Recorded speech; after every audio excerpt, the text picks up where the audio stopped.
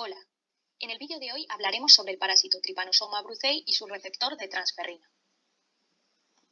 Primero, introduciremos brevemente el parásito Trypanosoma brucei y su receptor de transferrina. Después, intentaremos resumir las últimas novedades de este receptor, tratando su regulación, unión a transferrina y anclaje GPI. Trypanosoma brucei es una especie de protista parásito, cuyo vector insecto es la mosca SC, mediante el cual es capaz de infectar a su huésped mamífero. Cabe destacar que este parásito es extracelular, es decir, se encuentra en la sangre pero no infecta células. Durante su ciclo de vida, este parásito es capaz de infectar a mamíferos, produciendo la tripanosomiasis africana o enfermedad del sueño en humanos, y la nagana en animales mamíferos. La enfermedad del sueño se puede producir por Trypanosoma brucei cambiense o rhodesiense, mientras que la nagana es una enfermedad generada por Trypanosoma brucei brucei. El receptor de transferrina de Trypanosoma brucei es un heterodímero de las subunidades ESAC6 y ESAC7, que se encuentra anclado por glicosilfosfatidilinositol a la membrana, también conocido como GPI. Ambas subunidades contienen muchas N-glicosilaciones. El receptor no presenta similitud con el receptor de transferrina de humanos. En cuanto al genoma, ESAC6 y ESAC7 están situados upstream de los genes VSG, en un sitio de expresión telomérico y policistrónico, el cual solo se expresa en las formas sanguíneas del parásito. Como todos los organismos vivos, las formas sanguíneas de Trypanosoma brucei necesitan hierro para su crecimiento. Este hierro necesario para el parásito es transportado por la transferrina del huésped mamífero. Por ello, el parásito une el complejo transferrina-hierro en el bolsillo flagelar y lo transporta por endocitosis mediada por receptor. Este proceso es hasta 200 veces más rápido que la pinocitosis. Tras la endocitosis, el complejo transferrina-hierro es llevado por el sistema endosomal, donde el complejo se disocia por la acidificación del pH. El receptor puede ser reciclado, dirigiéndose nuevamente a la membrana del bolsillo flagelar. Finalmente, el hierro será utilizado, mientras que la transferrina será transportada hasta los lisosomas para su degradación por proteasas. En primer lugar, vamos a empezar hablando de la regulación del receptor. En condiciones normales, en la membrana de los tripomastigotes sanguíneos encontramos unas 3.000 moléculas de receptores de transferrina y 5 millones de moléculas de VSGs. Pero un momento, si dijimos que los sitios de expresión son policistrónicos, ¿no debería haber el mismo número de moléculas de receptor de transferrina y de VSGs? Además, en condiciones de déficit de hierro en el medio, se observó un aumento en las cantidades de RNA mensajero y de proteína del receptor de transferrina. Sin embargo, los niveles de RNA mensajero y proteína de VSG no se ven alterados.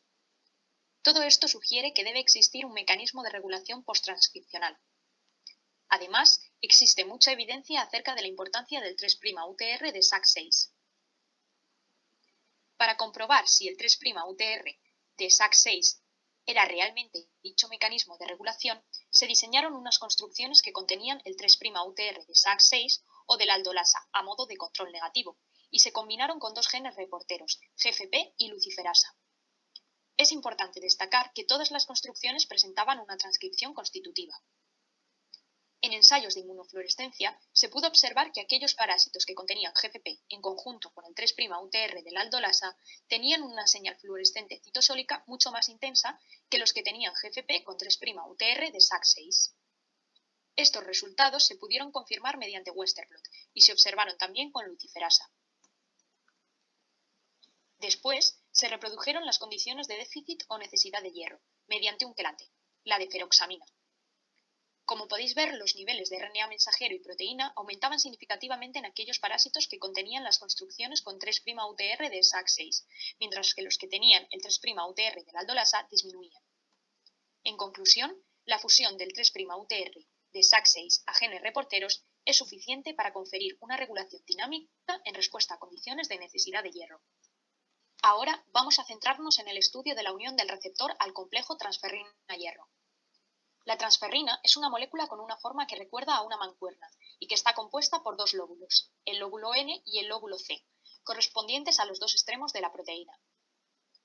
Los receptores de transferrina se encuentran embebidos en una densa capa de VSGs, de forma que solo se dejaría hueco para la interacción de uno de los lóbulos. ¿Qué lóbulo de transferrina contiene el sitio de unión a su receptor? Para descubrirlo, lo primero que hicieron estos autores fue separar ambos lóbulos mediante la acción de la proteína K. Recordad que antes hemos dicho que la transferrina es degradada en lisosomas, por lo que es de esperar que si usamos un inhibidor de cisteína-proteasas, en este caso ZFA-MK, la transferrina o sus lóbulos, si son captados, se acumularán en el lisosoma. Para poder ver esta acumulación por microscopía de fluorescencia, es necesaria la fusión de ambos lóbulos a la fluoresceína. Los parásitos son incubados con el inhibidor de cisteína-proteasas y con transferrina y o los lóbulos fusionados con fluoresceína, en las combinaciones que se indican en el esquema. Cuando los parásitos se trataban con uno de los lóbulos en conjunto con la transferrina en exceso, no marcada, la señal fluorescente prácticamente desaparecía, ya que se desplazaban los lóbulos.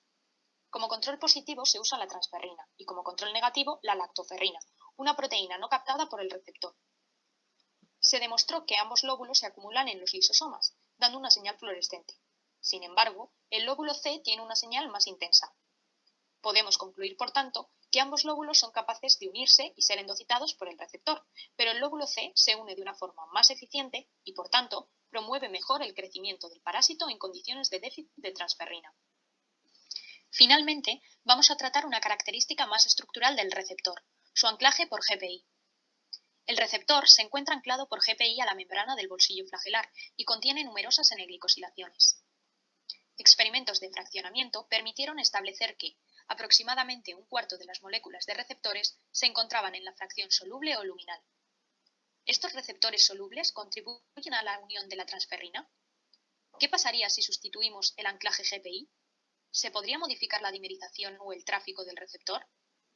Para resolver estas incógnitas se realizó una construcción en la que se sustituyó el GPI de SAC6 por un dominio transmembrana. Si el anclaje por GPI es esencial, los receptores con la subunidad SAC6 con dominio transmembrana no serían capaces de captar transferrina. Lo primero que se pudo ver es que la subunidad de SAC6 con dominio transmembrana dimeriza para formar receptores y también se N-glicosilaba. Sin embargo, podemos ver que, por inmunoblotting de los receptores purificados de los parásitos, la banda correspondiente a SAC6 con dominio transmembrana era mucho más discreta que SAC6 nativa, lo que sugiere una pérdida en la heterogenicidad de las N-glicosilaciones. Se procedió a medir también la tasa de unión de transferrina, en parásitos en los cuales la expresión de los receptores de transferrina era inducida por tetraciclina. Las tasas de unión de transferrina eran parecidas entre los receptores que contenían SAC6 con anclaje GPI y los que contenían SAC6 con dominio transmembrana. Por tanto, aunque SAC6 con dominio transmembrana es igual de eficiente en la unión de transferrina, sus modificaciones posttraduccionales son distintas. Si os ha resultado interesante el vídeo, os recomiendo la lectura de los siguientes artículos.